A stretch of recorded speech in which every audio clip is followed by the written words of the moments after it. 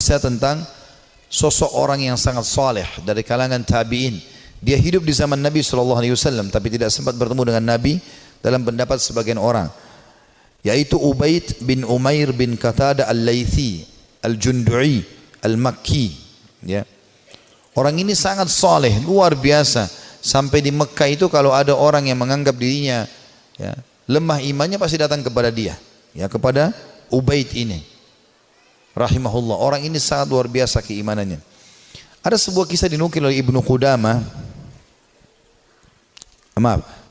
Kisah Ibnu Qudamah dinukil tadi kisah Tha'labah.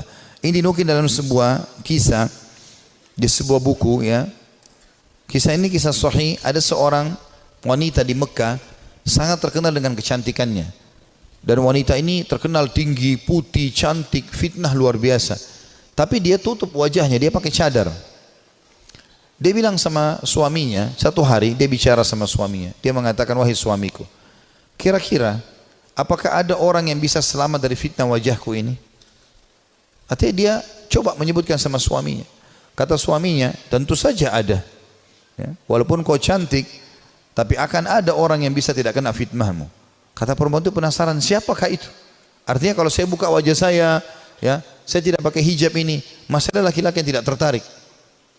Maka kata suaminya, Ubaid ibn Umair, seorang ulama. Maka tiba-tiba istrinya karena merasa tertantang datang kepada suaminya lalu berkata, wahai suamiku, Andes, apakah kau mengizinkan aku untuk coba menggoda Ubaid hanya untuk mengetes imannya? Sekaligus juga mengetes apakah betul memang dia tidak kena dengan fitnah wajahku dan kecantikanku ini. Suaminya mengatakan, karena penasaran juga mengatakan, baik, saya izinkan. Maka wanita ini pergi ke Masjid Haram. Ini Ubaid ini punya majlis ta'lim di Masjid Haram, ulama besar.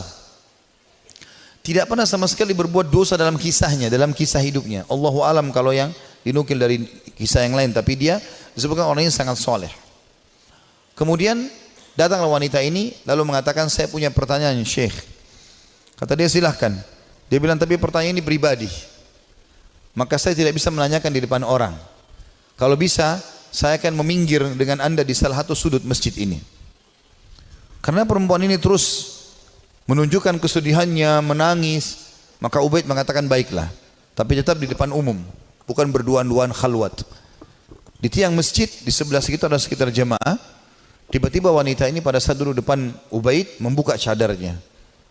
Dan memang terlihat kecantikan yang luar biasa.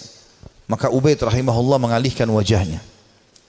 Sambil kata Ubaid mengatakan, apa yang kau lakukan? Bukankah kau bertanya, kenapa kau membuka cadarmu? Dia mengatakan, sebenarnya wahai Syekh Ubaid, saya mencintaimu dan saya menyukaimu. Maka aku datang untuk menawarkan diri. Maka Ubaid mengatakan, dan aku tinggal tunggu jawabanmu. Artinya kapan kau mau? Selesai, aku jadi milikmu, terserah kau mau apakan. Perempuan ini ingin menguji. Ubaid tidak mengenal siapa perempuan ini. Subhanallah, dia mengatakan, saya akan jawab pertanyaanmu itu kalau kau menjawab 5 pertanyaanku. Kata Ubaid rahimahullah, tapi sambil buang muka, enggak dilihat ke wajah wanita ini.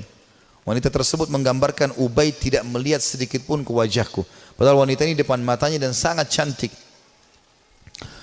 Maka kata wanita tersebut, tanyalah. Kata Ubaid rahimahullah, jadi tadi dia memang bilang waktu dalam majelis, saya punya masalah, saya mau minta nasihat. Padahal dia cuma mau berbohong wanita ini, tapi akhirnya mendapatkan nasihat yang benar. Apa kata Ubaid rahimahullah? Andai saja bertepatan pada saat sekarang malaikat maut datang ingin mencabut ruhmu, apakah kau akan menawarkan hal yang sama padaku kalau memang kau sedang berhadapan dengan malaikat maut?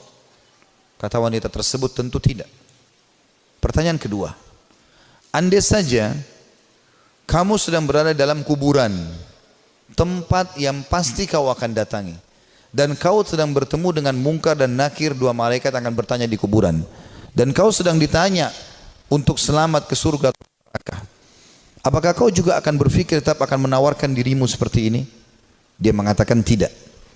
Yang ketiga, seandainya kau sedang berada bersama aku di padang mahsyar, kemudian buku-buku amal sedang berterbangan, dan kau tidak tahu apakah kau akan terima dengan tangan kanan atau tangan kiri, Tangan kanan akan selamat ke surga, tangan kiri akan masuk ke neraka. Apakah kau juga akan menawarkan dirimu seperti ini kepadaku? Dia mengatakan tidak.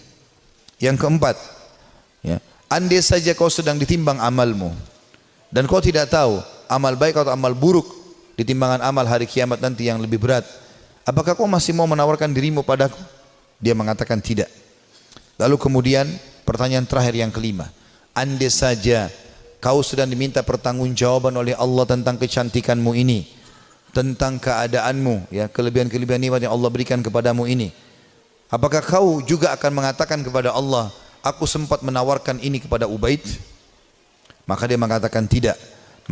Maka Ubaid pun mengatakan rahimahullah, kalau gitu bertakwalah kepada Allah dan jagalah dirimu serta nikmat Allah yang ada padamu. Maka tiba-tiba perempuan tersebut menangis terisak-isak. Lalu kata Ubaid, pulanglah. Lalu Ubaid berdiri tanpa melihat sedikit pun ke wajah wanita tersebut.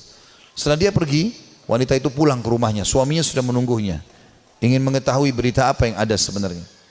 Maka setelah dia pulang, suaminya kaget melihat matanya merah, menangis. Kata suaminya, apa yang terjadi wahai istriku?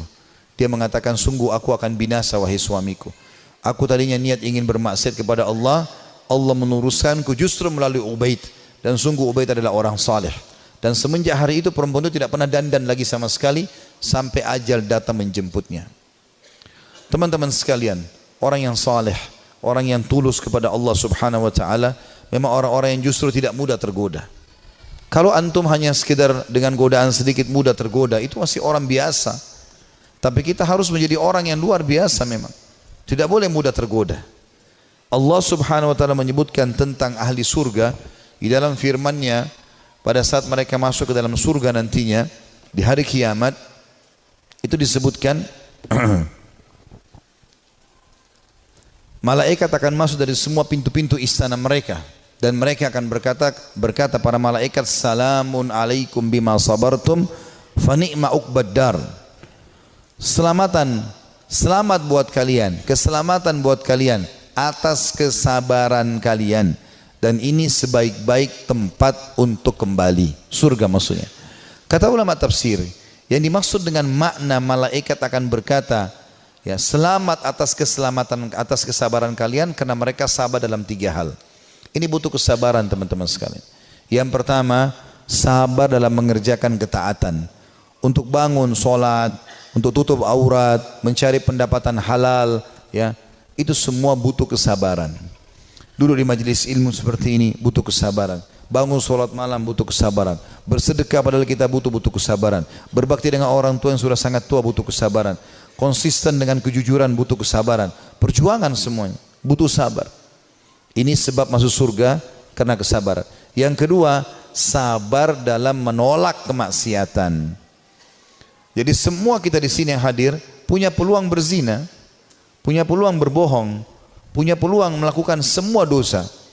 Bukankah sekarang di zaman kita fitnahnya sangat besar? Di handphone kita bisa masuk penawaran zina dengan sangat mudah. Bukankah sangat mudah kita untuk riba, menipu, mencuri, apa saja? Tapi subhanallah butuh kesabaran. Sabar dalam meninggalkan kemaksiatan. Sabar. Dan kata ulama, beda pahalanya antara orang yang meninggalkan maksiat karena dia tidak punya peluang. Misal dia cuma sepintas lihat spanduk ajakan untuk ke diskotik, atau dia ada penawaran apa, lalu dia bilang, ya saya nggak suka, cuma sebatas itu.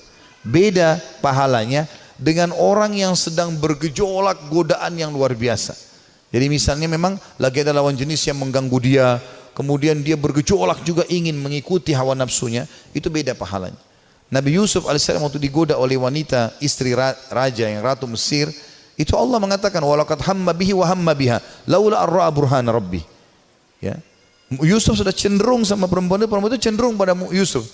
Artinya Nabi Yusuf alaihissalam manusiawi, tapi beliau coba berusaha menghindar, sabar, menghindar terus sampai akhirnya Allah SWT berikan tanda-tandanya, akhirnya selamat dari godaan tersebut, gitu kan. Artinya kesabaran di sini butuh ekstra pada saat ada peluang untuk berbuat dosa itu. Dan yang ketiga, sabar dengan cobaan harian. Sabar dengan cobaan harian. Izinkan saya teman-teman sekalian